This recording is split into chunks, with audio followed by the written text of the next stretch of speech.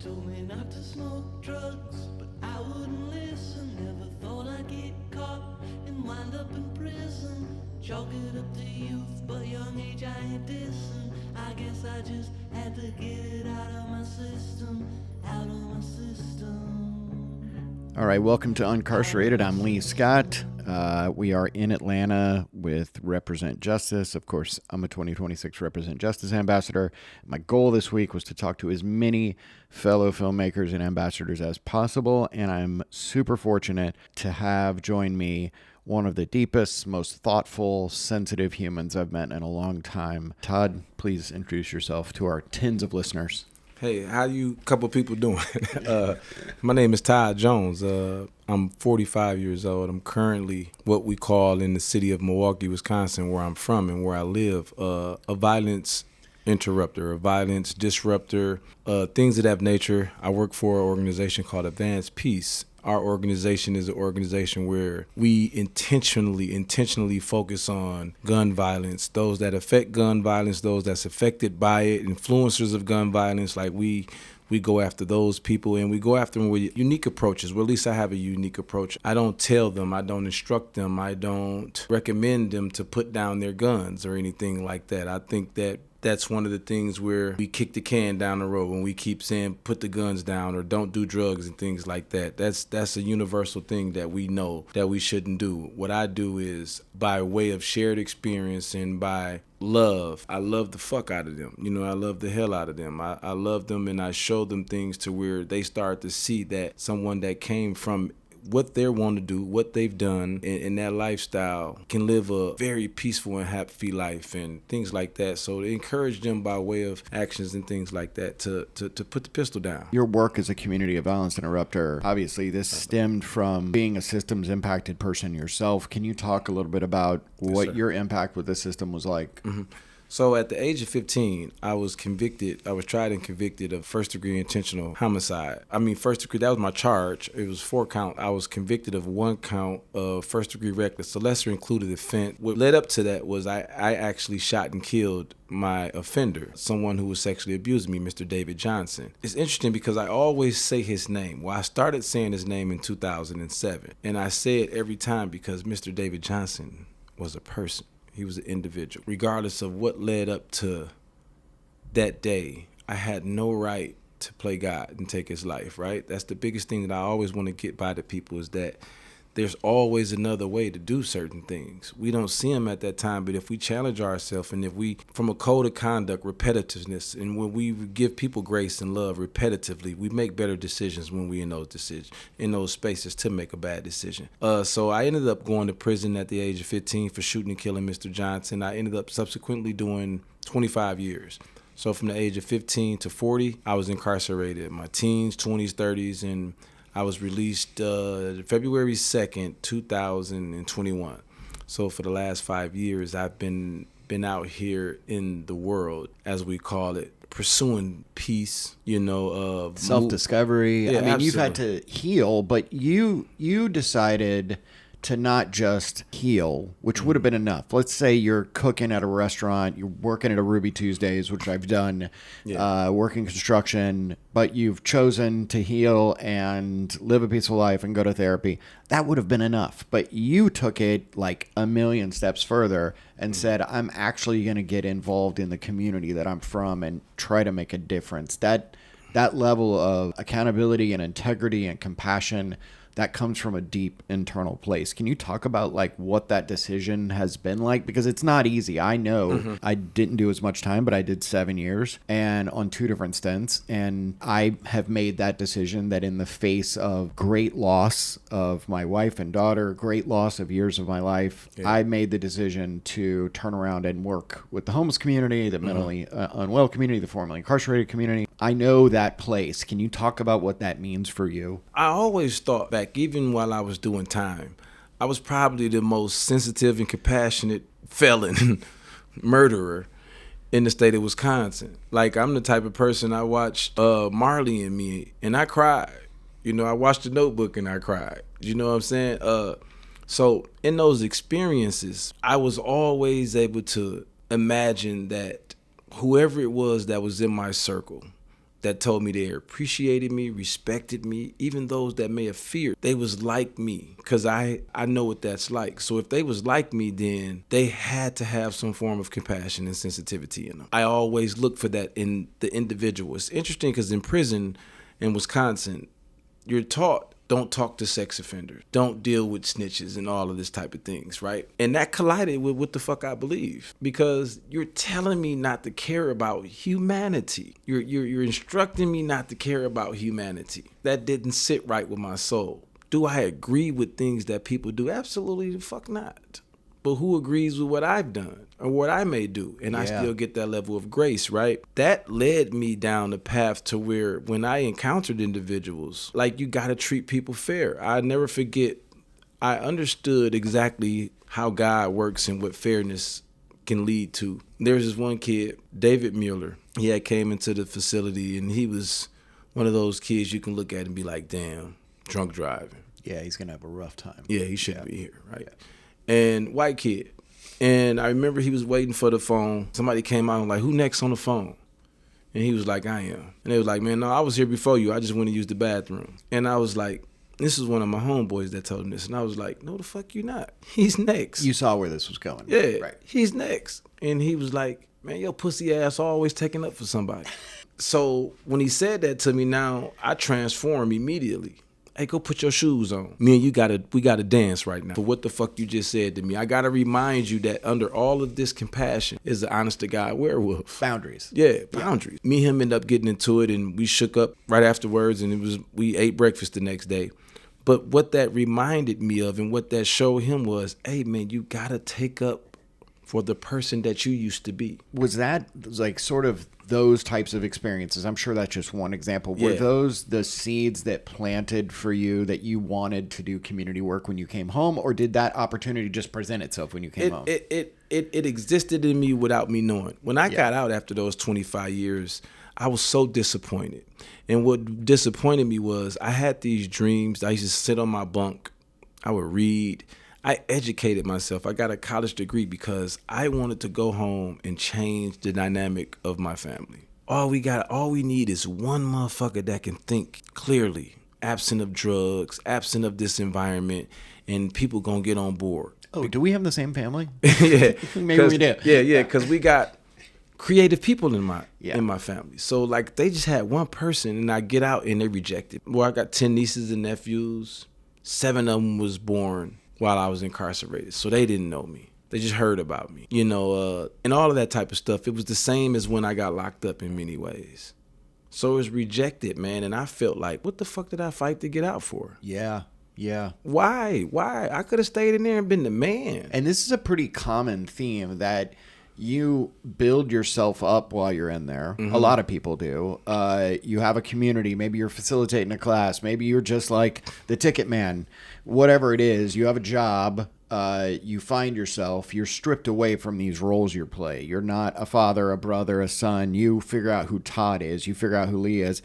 And then you come home. Oh, and by the way, you're around 75 of your best friends all the time. Yeah. Then you come home, you're alone in the world, completely alone, working a shitty job. And that's a precipitous drop off. And then like with me, I got out. I had never paid a bill in my life. Like I remember going to the dealership to get a car, and this lady was like, walked out of the room, and I'm like, what that mean? And she was like, I'll be right back, hold on.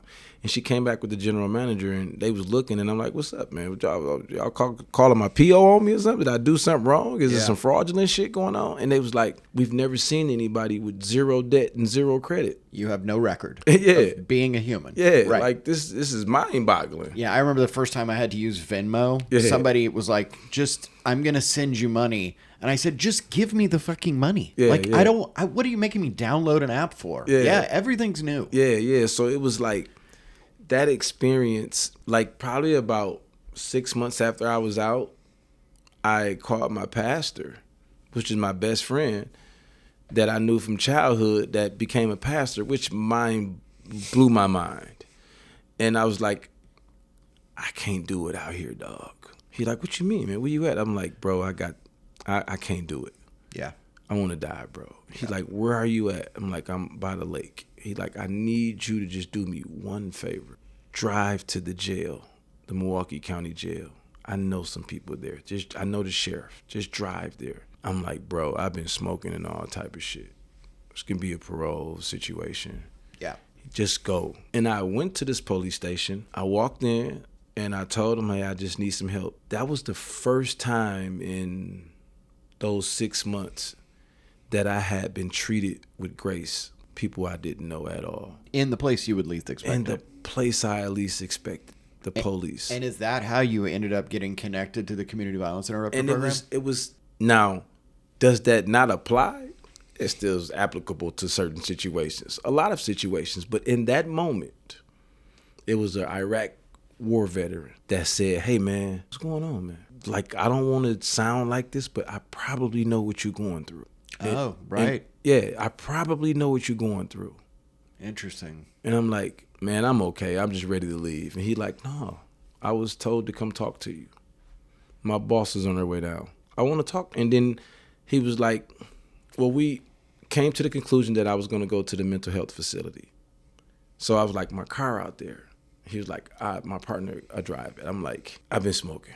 He was like, well, your car will be at the facility when you leave. And then when I in the car talking to this officer, he's telling me how he just concluded training on mental health to be able to understand in situations where there's a mental health situation and it's not this guy trying to kill the police or some CIT family. training, yeah. Yeah. He was talking to me about how there's just this immediate response in the community to just be like, fuck this, fuck that. And he was like, it's a hard job. And I thought about how life was hard for me. So with the added, I went to the mental institution, I got out, and I just started to volunteer. Somebody hired me on for $800 every 2 weeks. That's how so many of these social work jobs Yeah. start. Yeah. Is just give your time. Yeah. I tell my son all the time because he has gone through a lot of the same stuff, and now he's like, well, I just want to do what you do. And I say, go to peer support meetings, show up in these spaces, volunteer your time. Yeah. It can open up doors. I did the same exact thing out here that I did in prison. In prison, all we do is volunteer our time. Yeah. And also, I bet you had this experience. You saw what someone else had and said, that's what I want. That's exactly what I want. And it was completely different from what I had wanted. Pre-jail, I wanted the shit that people had got through crazy means. Stuff. Yeah, stuff. Yeah. So when I got out and I'm seeing responsibility, I'm seeing like one thing that the prison did to me that I love is it made me appreciate that I can only operate off a routine. Yeah, gotta have routine. I need routine to function. Yeah. Without my desire for routine is so great. My first 2 years out, I demanded that my parole officer keep me on every 2 weeks visit to the office. Yeah, routine's an addiction. Yep, for sure. I need you to keep me on every 2 weeks. She like, you gotta be kidding. I need this for me.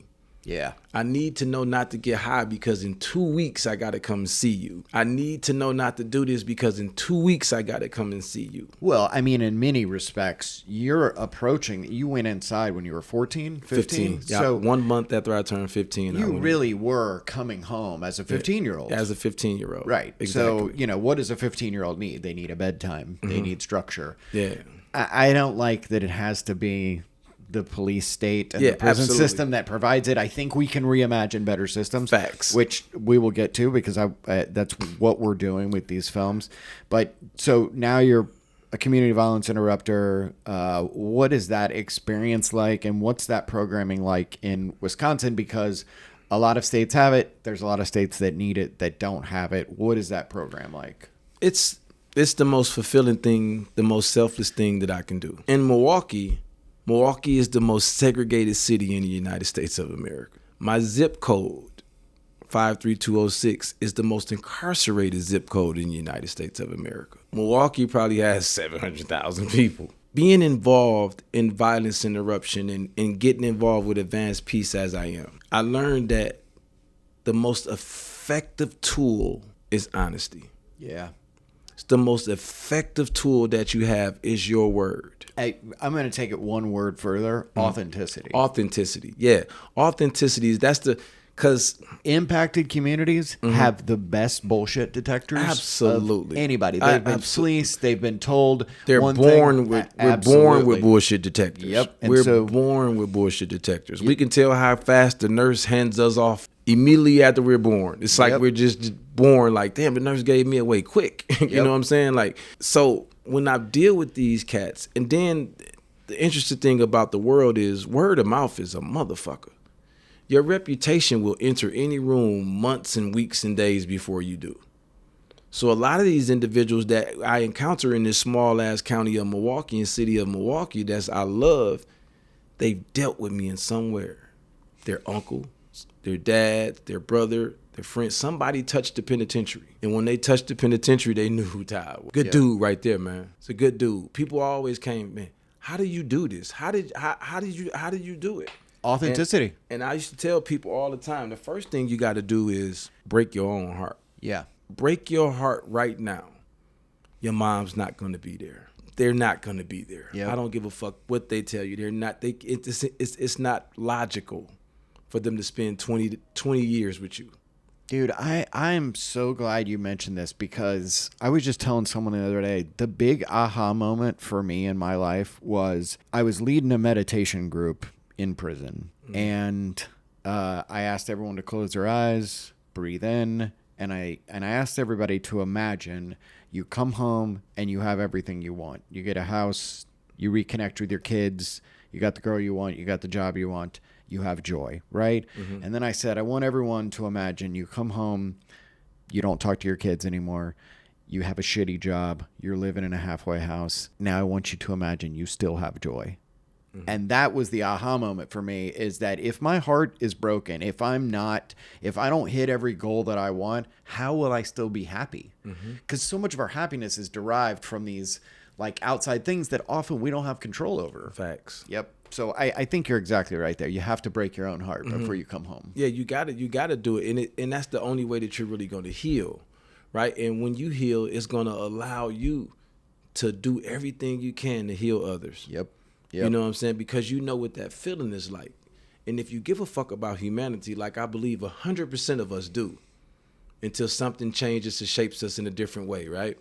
If you believe, you will never want somebody to go through that shit that you went through. That's right. Yep. You know what I'm saying? Real empathy. So when I enter the realm and I'm talking to these cats out here in the streets and things like that, and they seeing it, it's like, hey, I know what you're going through. I know what it's like to have a mother that smoked crack. I know what it's like not to have a dad. I know what it's like to have to do a fundraiser for school and you get all of the M&Ms that you got to sell so you can pay for your field trip and your shit gets stolen. Yep. The night you bring it home. So now you stop going to school because you don't want to tell the teacher that, hey, my mom and them stole my shit, man. Yep. So now you're not going to school. So now you at home all day around grown people while they do drugs, exposing yourself to them. You exposed to that lifestyle. Yep. To when they cracked out. Who thinks rationally when they cracked out? So I find it interesting. I want to pivot over Absolutely. to the film because I find it interesting that you have this experience in prison. You could have gone any number of ways with this film, and then you come home and you're a community violence interrupter, and I would have guessed that would be the direction you went in with this film, and yet you went another direction, and you picked probably the most difficult, sensitive, vulnerable, uncomfortable thing to make a movie about. Can you tell us what the movie is about? So the movie is called Loud Silence, and it's about sexual abuse in the black community, in the African-American community, in the brown community. Mental health is attached to it, but the main focus is about sexual abuse. Yeah. And in our communities, when sexual abuse is perpetrated, especially within the household, the statistics are off the map about sexual abuse and familiarity. Yep. You know what I'm saying? And the familiarity often it comes from a family member, right? And what we tend to do in the community that I'm from is we put the creepy person in the back room or in the attic or in the basement. And then we instructed not to say nothing outside of the house. Y'all know y'all uncle crazy. Yep. You know what I'm saying? Or they'll tell the girls that y'all stay away from him.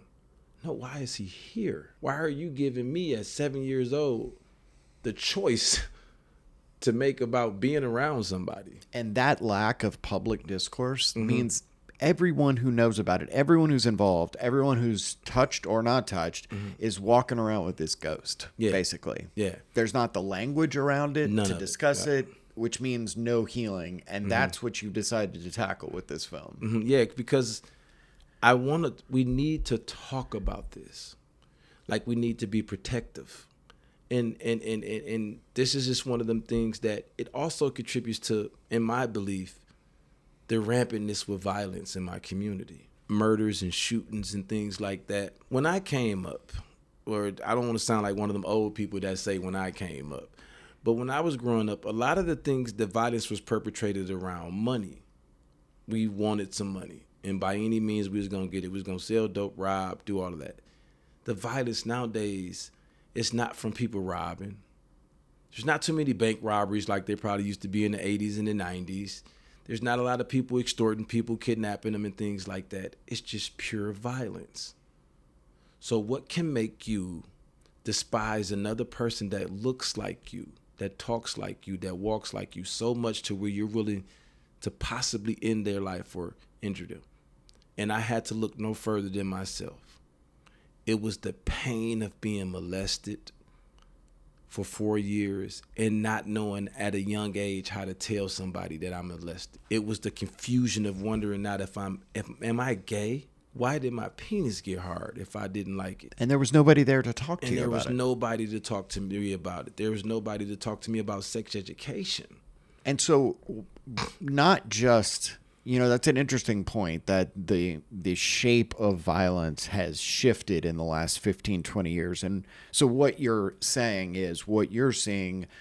is that it's this new wave of violence, when this happens, is coming from a deeper place, big T trauma. And maybe it is sexual abuse, but maybe it's like neglect, maybe it's physical abuse, maybe it's poverty. Like it's coming from.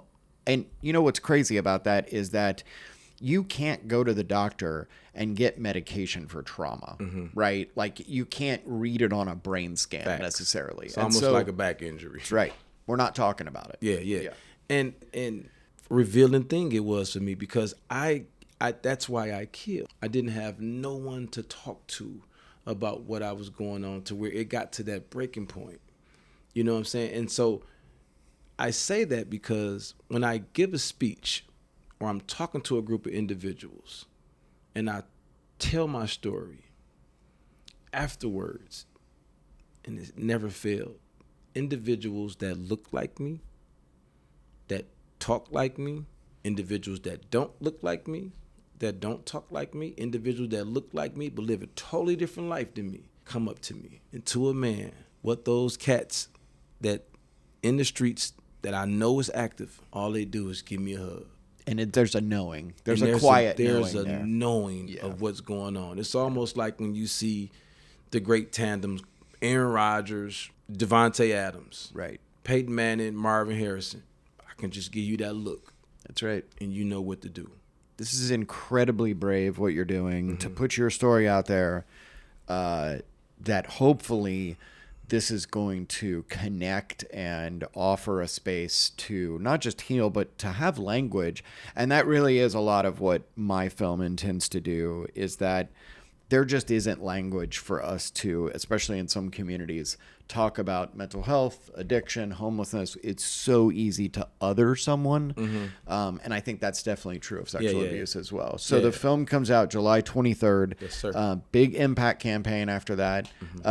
What are you hoping happens? I was asked that question in one of our training sessions. In fact, yesterday they posed that question to us, and I never really thought about what I hoped or what I wanted to happen.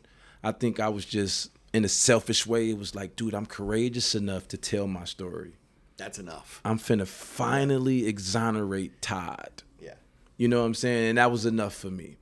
But the more I think of it, the more I eat the question that was posed to us yesterday. And what I hope is, walking away from this, people stop walking past people. Look at people. Look at people. Yeah. Stop walking past people. Love that. I You know what I'm cannot tell saying? you how often I've used that almost exact same line. Yeah, maybe you can't give someone money when you walk past them on the street, but just look at somebody. Just look. That's right. Because that's all someone needs. All I ever wanted was to be seen. Remember that I'm human. Yeah. That's right. Just see me. Before we go, Yes, sir. What is one thing that you're listening to, reading, binge watching? What's something you're doing to just check out? The Bible. I've been heavy in my Bible lately. It's interesting because I'm a deacon also at my church, but I'm one of the most interesting deacons. I'm me. You know what I'm saying? Like I know my Bible. I love the fuck out of God too. You know what I'm saying? And I try to move as similar as I can. Can I get that on a T-shirt, Yeah, please? yeah. I love the fuck out of God. I'll make me a shirt. And I move as close as I can to how Jesus moved, because I think that's a righteous way to move, right? But one thing that I've noticed, and I want to get better, so I had to start getting back better myself, is that I grew up a certain way and people don't, and that gave me a level of peace. It held me in my darkest moments. And I think that's why so many people are readily willing to end it. Me and you are the end game for them. There's nobody after us. Right. Who else cares after these people? Don't nobody. So it's like just familiarizing so when people see me, they see who I am. Yeah. So the only way someone can see who I am is that I have to routinely inject myself with the righteousness. It's like going to the hospital. When you get Fills sick, your cup. yeah, when you get sick, I want to say this to people before I go too. Like, no matter where you fall, when you get sick, you go to the hospital. The challenge is for everybody to find the hospital. Society makes you sick every day. I have to walk into the sanctuary on Wednesdays for Bible study. I have to walk into the sanctuary on Sunday for the word, because Monday and Tuesday I am so sick.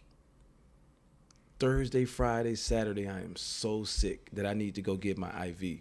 I love that description, because that can look like it's church for you, but you're saying that hospital could be something else for somebody else. It could be a therapist. It could be, a walk in the woods. It could, right. Yeah, but find the hospital. Could be going to the nursing home to help somebody. Volunteering. Yeah. Find the hospital.